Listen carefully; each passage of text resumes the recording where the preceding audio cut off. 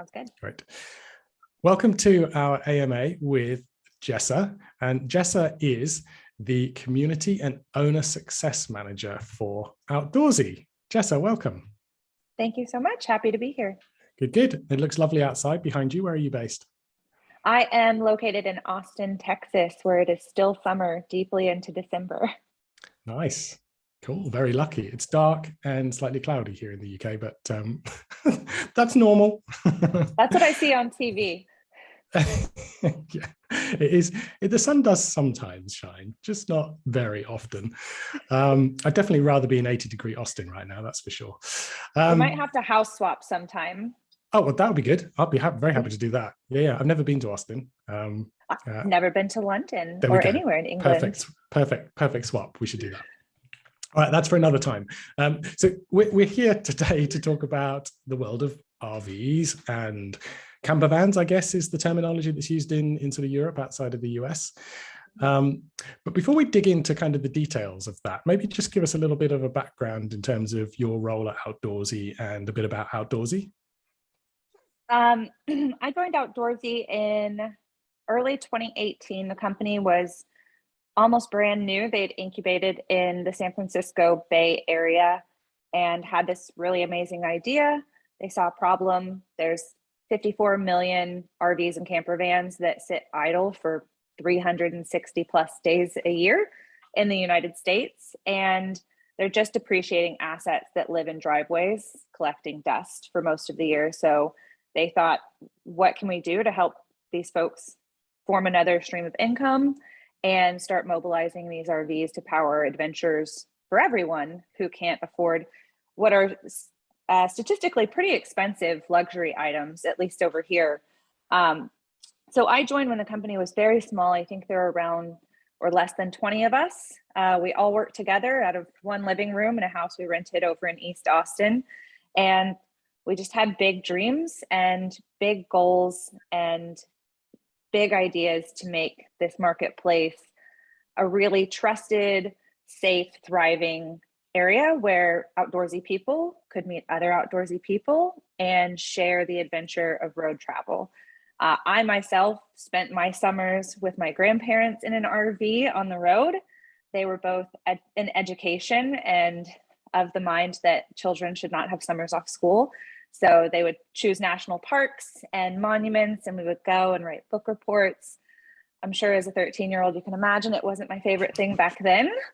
But as an adult, I continued being really passionate about RVs. I was always involved in the lifestyle in some way. And when I met Jen and Jeff, the founders of Outdoorsy, I just knew it was a great fit. So I joined the team a bit ambiguously, and now we have really framed up the company.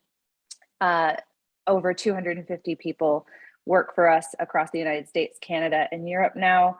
And we've powered over 2 billion nights of RV rentals. Wow, that's huge. 54 million in the US vehicles. That just sounds insane. Like, sounds like such a great opportunity. I'm not surprised Outdoorsy exists. No shortage of supply, that's exactly. for sure. Yeah. And I like that you grew up on this stuff as well. Oh yeah. Not that's out of choice, one of our company values is you've got to love outdoor travel. We really only are interested in hiring people that are really, really closely tied to our brand values. So anyone you talk to at Outdoorsy is really passionate about RV travel, and we provide 2 free trips a year to all of our employees. Oh, nice.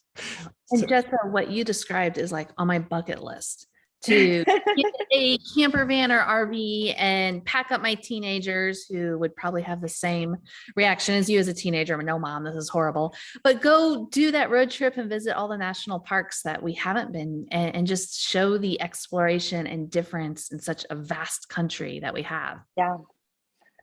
So there's just a sense of freedom when you get on the road behind the wheel and you can go anywhere you want and you've got a house behind you. Yes, there is. I mean, even when I go over to other countries, or even to just go to Hawaii, I look at little island of Kauai and I'm like, wait, I just drove 2 hours and this is all I can do. I feel trapped, you know? Yeah. But I do have a question for you, as you know, a lot of people know who listen to these that I have vacation rentals and I purpose build vacation homes. We're finishing up another project. You know, I have no problem spending $1 million on a vacation home. I'm comfortable with the issues that come with it, how to mitigate issues, how to provide a great guest experience. And then I look at camper vans and RVs, and even though it's a massively lower price, the issues that can come with it just scare me. I mean, with you in that RV world, what is something that you look at and you say, oh yeah, that's no big deal. There's an easy way to take care of it. Or this is what I would have done in the beginning, knowing what I know now. Yeah, I think, I did put some thought into this question over the course of my entire career here. It's a really simple answer, and it's probably not the one that you would expect, but attitude. You are driving a house on a road that is basically an earthquake. Things are shaking, screws are coming loose, there's hazards everywhere. Things will go wrong. There's just no way around it. And going into this business, accepting that you have clients who are driving a house through an earthquake and things are going to go wrong is probably the most significant switching of your attitude that you can go through. Because a lot of people who own vacation rentals, there are lots of ways that you can prevent accidents, you can create safety measures, but outside of checking the tires, we do have an inspection form that owners are required to complete before each rental to check the tires, all of the safety and trusted cleanliness processes that we have in place. You've just got to know that things are going to go wrong, and they're going to break. And that's why we always tell folks who want to get in this business, who already own an RV, or they don't own an RV and they want to purchase one to enter the market, you've got to know your rig inside and out. No one should be able to troubleshoot it better than yours. You could walk into a lot and purchase 2 identical Class Cs, and each one is going to have different problems. It's just the nature of the RV business.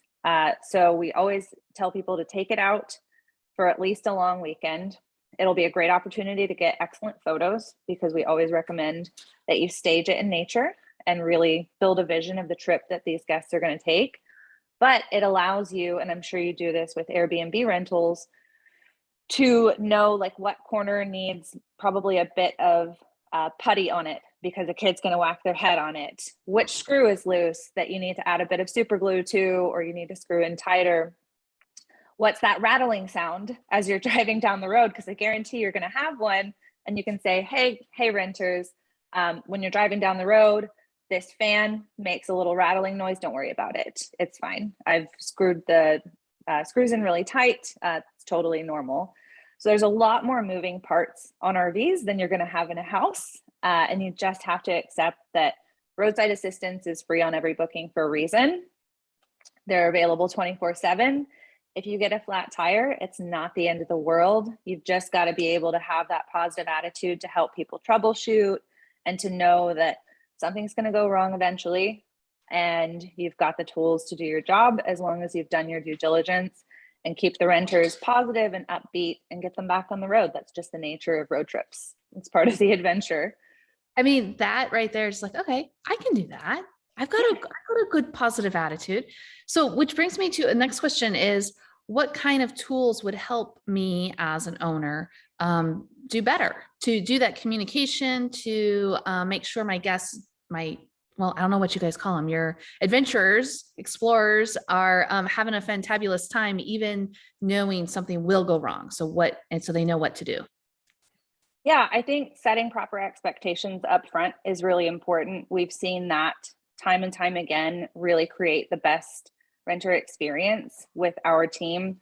Over 90% of our renters since the pandemic are first-time RVers. They're not the typical outdoorsy type of person who's either been RVing for a long period of time or even has gone once in their life. So setting proper expectations from the beginning is critical to the way they view the trip as a whole. Because if they walk into an RV assuming that it works just like an Airbnb, they're going to be poorly mistaken. Everybody refers to us in taglines as the Airbnb of RVs. I wish it were that simple. Most folks know how to punch in a code and use a bed and a fridge and a restroom. With an RV, not so easy. You've got to know where the propane switch is to turn the stove on, that you use a lighter to ignite the flame, and then you can cook. There are processes to everything, and that is why I really fell in love with Touch Day, because no matter how long you spend on an orientation, which we do recommend all owners give renters before they depart, they usually last around 90 minutes. There's no way they're going to retain all that information. A lot of people record them on their phone. That's 90 minutes of content, where if they forgot, where the tablets are that they need to put in the toilet after they dump the black tank, where is that in that video? At what point in time did they mention that? And with Touch Day, you can break that out into the different sections, into smaller how-to videos. And we've seen our owners who have done this just have absolutely ecstatic renters at the end of their trip, because they were able to troubleshoot, watch videos, read instructions on how to bring the slides back in when they want to leave. I know I take employee trips twice a year at least. And my last one, I was in Big Bend and I couldn't get the pop-up.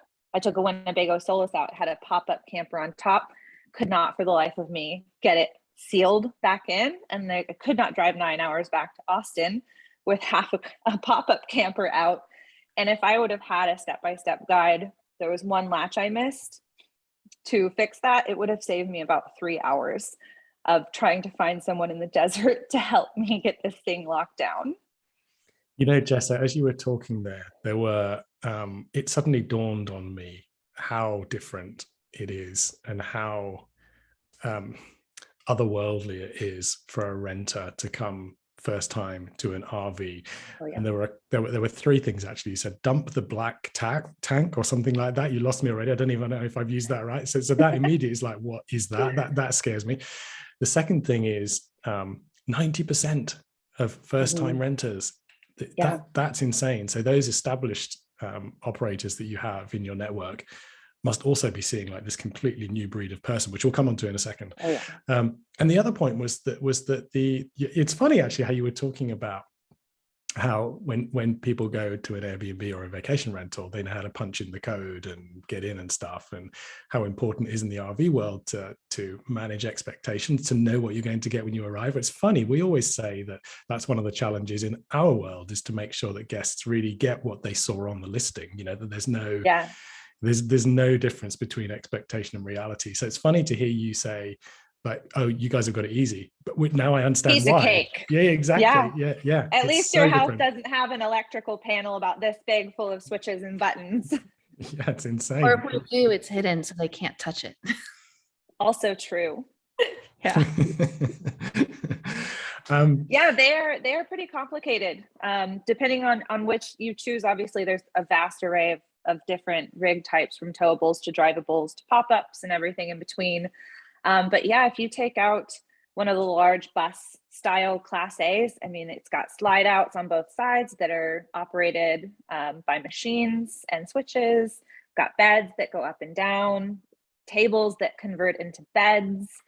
It's endlessly complicated. And I'm so happy that I found you, because it makes my job a lot easier. I'm happy that we found Outdoorsy, because it feels like we thought it was a pretty good fit for our industry to use Touch Day. But hearing all the things you say about your world, that the Touch Day product is, well, for me at least, I'm biased of course, but it seems like a perfect fit for all those reasons. Like, I think I would just have that by my side every time I was doing something in the rig. It would be like, wait, hang on, how do I do this? Yep.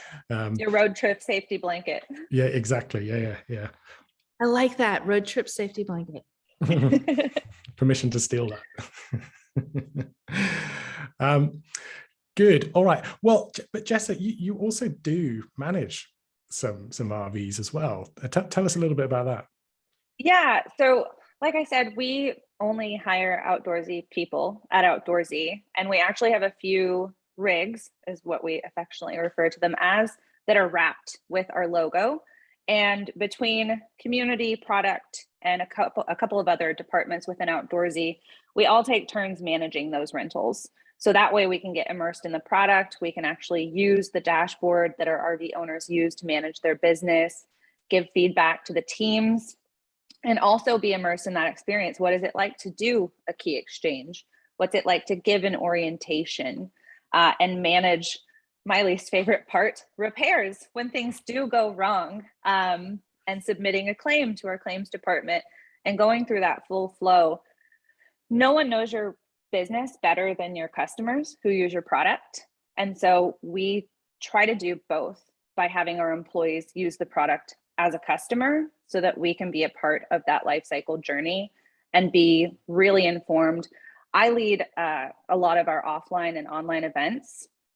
There's nothing that's going to discredit your image more than walking into a room of 50 or 60 RV owners and not knowing what a black tank is, not knowing where the propane switch is, not knowing these things that really immerse you in the community of RVing. Why would they listen to you? You know, you don't know what their customer journey is like. You don't know what their very unique business is like. So we try to really take ownership of that and be a part of it and really work alongside them as business owners and partners. And it's a really interesting business. I can't say that I could handle the fleets that some of our rental managers own. They've got 30, 40, 50. We have one with 122. Whew, that's a lot to manage. But yeah, I think 2 or 3 is a really great sweet spot if you love RVing and you want to make some really great money and help people make really amazing memories. The making amazing memories is important, but I actually want to come back to the bit before that, which is if you want to make money. So I'm quite intrigued how because our listeners are predominant. We have some RVs and some van owners, and we've seen that grow this year for well, because the industry has changed so much, new people in it. But we have mainly vacation rental type of owners, but I should imagine a lot of them I know Tyann at one point was like, ooh, looking at it and going, I wonder how much it would cost to buy one of these rigs, and what could I make on that? Have you got a sense of that? I suppose there's no average because you've got these really huge ones and these really little ones, but yeah, averages are really difficult. It's heavily based on location, at least in the United States. We're very large country, and we have states that we would refer to as evergreen, like Florida, Texas, Arizona, California, who have fairly consistent seasons, like it's 82 degrees out, just fine to go camping in.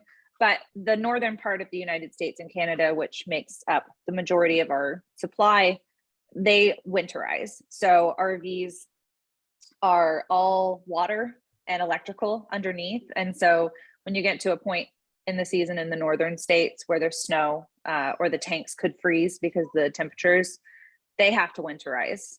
So their fleets are immobile for that portion of the year. So that plus the different styles really makes it difficult to come up with any kind of reliable average. I can say I work with thousands of owners every week, and Class Cs are, I think, what everybody pictures when you say the word RV, like the little one with the little slide outs and the little bunk over the top of it. In Austin, we have an owner who has 2 that I just spoke with, and she's made $250,000 with hers. But we also have people who run fleets of 10 or more. We have a power user in Los Angeles. Her name's Nika. She just passed the 4 million mark this year with her fleet of 16. So the spectrum is very large. With one, our average is around 40 to 60,000, depending on what class type you have. If you want to scale up and get into a power seller consignment style model, we have thousands of users that are well over the $1 million mark. So it just depends on what you want and how big you want to go. So Tyann, as a 10-bedroom vacation rental builder, you're going all in for the huge thing. Yeah. I mean, that's what I'm thinking. But the problem is I don't think I could drive it myself. You can remember what I said about attitude. That's true. I can. I'd be like, Dad, I need help. No. We don't do that, especially with the ladies in the RV world. And I say that you can back that fifth wheel into that spot, no problem. You just need to practice and use your cameras. I had a 6x8 trailer that I took to craft shows because I ran a craft show business for several years. Yeah, I have learned that is a skill I still need to work on. And my dad worked for UPS for a time. So he literally parked trucks 1 inch apart and he knew how to do that. So when I got into really bad situations, because I tried first, then my dad was my safety net, but I bet I could. You could totally do it. Like if there's anybody who needs attitude or has to like wrangle attitude, like Tyann, I imagine you could do that. You could do it. Yeah. Okay. Go out and buy. What's the longest trailer, Jessa? Fifth wheels are typically around 48 to 52 feet. Yeah. So they can get, they're apartment sized. A lot of them have fireplaces, lofts. So Andy, in relation to, or in listeners, what 48 to 52 feet mean? My 10-bedroom house is 50 feet wide. So put that in perspective. Yeah, that's huge. You need a big truck to pull it. Yeah, I think I'll practice with my neighbors. Sorry, neighbors. I want to say theirs is like 30-ish feet or something. They've got a pretty big one. They go out every weekend. That's a good size, especially if you've got a couple kids, because they've got really awesome bunk beds that kids just go crazy for. It's like having a secret fort that you can pull behind your car. Yeah, that's the fun bit. That's the vision I've always had about RVs. It's that little pop up, the top. You feel like you're in like a little secret cave. It's fun. But okay, so talking about that, because I'm now thinking like a renter. So I've never rented one of these things before, and based on what you said, 90% of new renters this year. So that you've answered the question which I was going to ask, which is how has the profile changed? Basically, everybody's new. So I guess the question is there: how do people who are in your community have been renting for years now face this kind of new influx of people who don't know what they're doing probably and like can get stuff wrong? How do they manage those new renters? I think it's always been really consistent, at least with the owners that we work with. RVs are inherently very complicated, if you haven't picked that up from this conversation yet. And they're really diligent about mitigating risk to their campers because it's such a pain to get them repaired. RV mechanics are in high demand right now. So if you don't want to buy an RV or rent one out, if you want to go get certified as a mechanic, there's lots of money in that right now too. They'll pay you to go to school. And they just, every time it gets a bump or a bruise, it's going to depreciate as an asset. So what I've seen over the 4 years that I've been working directly with RV owners is that orientation is really critical. And it's really rare that I see somebody skip it, regardless of what the renter states is their level of RV experience. They look at it as a mandatory checkbox that they're going to do before they put anybody on the road, no matter what. So I've been a part of those. I've done them myself. And you get into a really great cadence and you don't really modify it for the renter based on their experience, because every single RV is so different. I've taken out every class type. I've towed every size at this point, and there's not one that's similar. If you know the basics of how generators work and propane systems and wastewater, it's all the same in the back end. But when you get into the RV, where the heck is the button? What does the switch do? They're so different that having that full orientation has always been really critical. Like I was saying before, what they have been able to do now is turn that orientation into a touch stay guidebook so the renters can take it with them. I think that was really critical for us. For what I might surprise you is a really small feature of touch stay, but the offline ability to view the guidebooks is absolutely a must in our business, because you don't typically have Wi-Fi or cellular receptions at these remote campsites.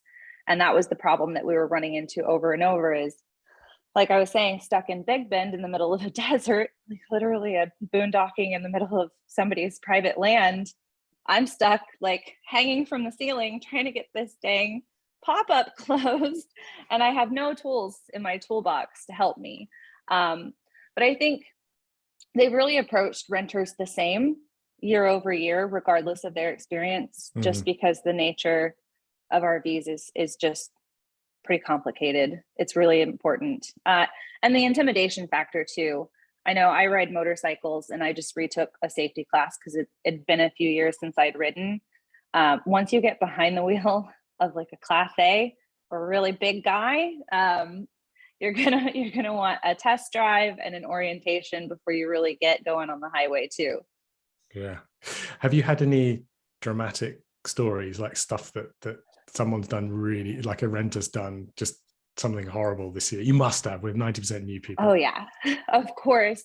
I think the smallest mistake with the biggest price tag that we see the most often is putting in the incorrect fuel type. And I'm not sure if you guys have different fuel types in the UK, but we have three handles at the gas station, and it's diesel, premium, and regular gasoline with ethanol. And what we see is a lot of these camper vans specifically are diesel fuel. They're built on a Mercedes chassis and they only take diesel, and everyone else puts regular gasoline in their car. And so you're on autopilot at the gas station and you grab the wrong one, and about 5-10 minutes down the road and $25,000 later, you made a really quick, very expensive mistake. And who's the liability on for that? So we do cover that with our claims. That is covered under our claims process. I will say this year we had our art team come up with some really beautiful stickers that say diesel only that we shipped out to our customers. But we do see that happen. And, it's even hard to blame someone because, if I hadn't been driving diesel RVs for a long time, you can just picture yourself making that mistake just like that, without even thinking much about it. So that it also feels very dramatic if you're a renter, because the engine seizes when that happens, and you are probably like just getting back on the highway as it's occurring, and you're like, oh my gosh, the earthquake is really happening now. And then there's just no way to fix it most of the time. So it's a pretty big bummer. Wow. Yeah. I always joke about that one, that that must be the biggest problem. But I'm always quite, what you said surprises me. I almost think like everyone who rents it mustn't fill it up with regular or mustn't fill it up with diesel, depending which one I've got. You'd always be attuned into that, but maybe, well, obviously not from what you've said. Interesting. Okay. Given like all we've said then about 90% of new people coming in, and how do you think that will change in 2022? Are you all expecting still to have the majority of your bookings coming from new renters, so the same challenge remains, or do you think it's going to be a bit different? I think we are going to see a large population of second-time renters in 2022. I think the pandemic just really changed our business radically, and I know that happened for a lot of people. But it really put road travel back on the map, especially in the United States. There's been a huge, beautiful resurgence of really passionate advocates for our national and state parks. They've been really heavily trafficked in 2021 as well. We just did our annual survey of road travel, and 2021 was definitely the year of the road trip. But from what we've seen, that self-contained travel that we saw during the pandemic is definitely here to stay. 91% of our respondents said they're planning to take another road trip in 2022. So I'm really excited to see that. I think once you get past the initial fears or doubts of taking an RV out, because it is a little bit intimidating and you feel that freedom on the road, it's really addicting. I constantly look forward to and start planning my next employee trip right after I get back from my last one. And I think Amazon has been referred to as this, but our model also has a lot of renters that are trying before they buy. So because our supply is so diverse, because we're a marketplace, people are able to find every kind of make and model of RV that they could possibly want. And so a lot of our renters also take Outdoorsy trips to try out that RV or camper van before they go buy one themselves and become an owner on our platform. The last one I'll say is probably my favorite. Over here, everybody that I know got a dog during the pandemic. And one of the only vacations that you can take with your dog is a road trip. And so we are seeing a ton of people getting their BFF dog and putting it in an RV and going hiking, camping, swimming, and bringing them along for the ride. And that's what I love to do as well. My dog is definitely like an adventure dog, and you can't put him on a plane. You can't put him anywhere else, but you can bring him with you in an RV and take him along. That's a good point. And it's very interesting. I think you're right. I think people get the bug. Yeah. And I think, and also what, like, there would be those who were anxious about renting because of all the things we've been talking about, but they still wanted to do it.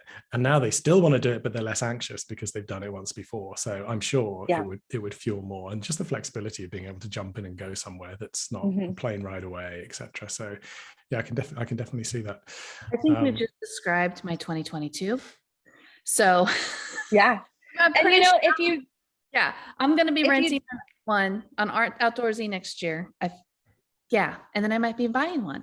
I think that's 2022. And if you don't want to drive, I think over 60% of our owners will also deliver it to a campsite for you. So if you do have kids and you want one of those super jumbo sized fifth wheel trailers with the bunk beds and hot tub, whatever else it has in it, they'll take it to the campsite for you, set everything up, stage it, connect it to the electricity and the sewage, and then you use it. And then when you're ready, you leave it and they come pack it up for you, which is one of my favorite things, because packing up to hit the road is a lot of work, especially in those larger units. Now you've said that, I always feel like packing up after a stay at a vacation rental is tedious, but I think once again it pales in significance too. Yeah. Cool. All right. I'm thinking that we've sort of covered a lot of ground here, but what I'm still thinking about that RV or camper van owner, one of those 94 million that are considering renting it to guests, they might kind of listen and go, oh, this feels like too big. There's too much to go wrong, and there's all these new people coming in. But there are a zillion one reasons to do it as well. What would you say to that new person who's sitting there with an asset that could earn more money? I say do it.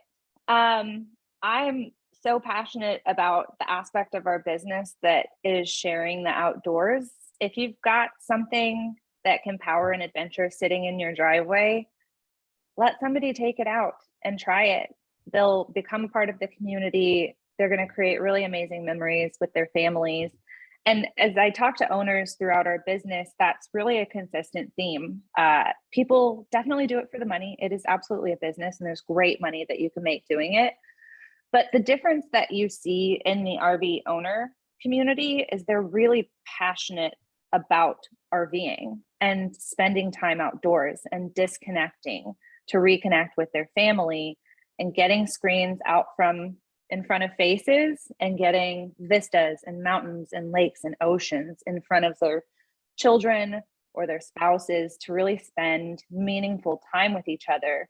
And as I talk to these folks who have businesses from 1 to 100, that's always the central theme of why they got into this business. So if you're passionate about the outdoors and you love being a part of the outdoor community, you're with your kinfolk, you're with your friends in this adventure.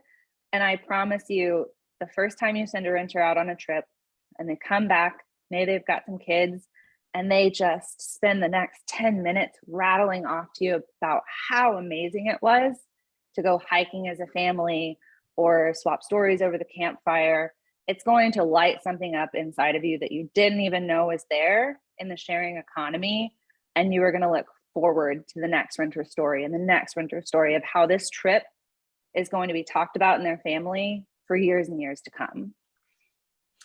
That's great. I'm glad you hooked it back to that, because I'm thinking functionally, like, why, what do I do and how do I do it? And you're bringing it back to Andy. Like, that's easy. That's the bit that we've got covered, now, just, and also your point about it's your kinship, that I think is interesting. It's like, if you're owning a vehicle like this, then you understand that, you want to let other people experience that.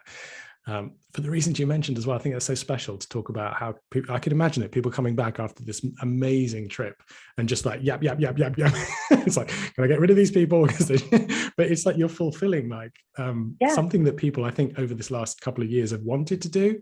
And when you finally do it, I can imagine there's this huge kind of beaming smile that comes at the end of it when you bring the vehicle back. So yeah, it's a good point. Good point. But we also have the tools for you to do your job well too. Yeah.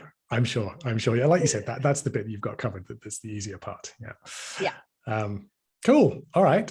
Jessa, thank you for spending like half an hour, 40 minutes with us. It's been really interesting. It's great to chat. Tyann, did you have any parting thoughts or questions apart from where do I go, Jessa, to go and buy this 50-foot rig thing? Yeah, that's pretty much is like Jessa. I mean, what one should I start out with?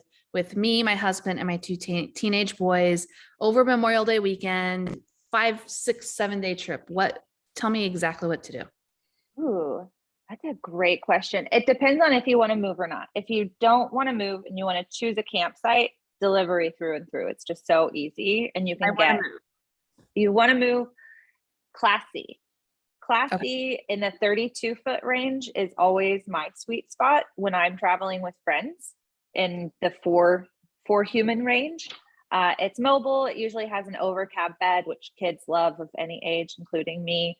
But it's roomy enough where you don't feel like you're kind of piled on top of each other. It's got a shower, it's got a bathroom, kitchen, dining table for you to play cards at. It's kind of like the Goldilocks of RVs, if you will. It's not too big, it's not too small. 4 or 5 people, gonna have a really good time in it. Awesome. And does Outdoorsy provide any itineraries that are, hey, if you're a first timer, this is what you should do? We do. We have a really great blog, outdoorsy.com/blog. Tons and tons of resources for first time renters. We've got lots of national and state park guides. We've also got tons of road trip guides of various different itineraries through the entire United States. So you have lots and lots of resources at your fingertips. It sounds like those are things too. And ask your owner. Yeah. The RV owner should be putting in their Touchstone guidebook as well. Yeah. Okay. I'm excited. Yeah, I'm good. We'll look for the pictures. Oh, yeah. 2022 is Tyann's first renting experience. And then 2023 is when she's going to buy. I think no. It's going to be summer of 2022, right after she gets back. I think Jessa's got it. Yeah. All right, amazing, Jessa. Thanks again for joining us on this. And thanks for having me. I guess if people want to know more, outdoorsy.com is the obvious place to start. But is there anywhere else they should go instead of that? If you want to join us and rent out your RV, or you want to learn more, you can also join me in our owner community. It's community.outdoorsy.com. We host at least 5 webinars every week, from Ask Me Anythings with members of the Outdoorsy team to owner chats, where we interview owners who are currently operating rental businesses. Lots of blogs and resources there as well. And you can come talk to me. Sounds good. Fantastic. I'll see you there. 2022. Yeah. All right, 3rd time. Thanks, Jessa. Have a good rest of your day. See ya. Bye. You too.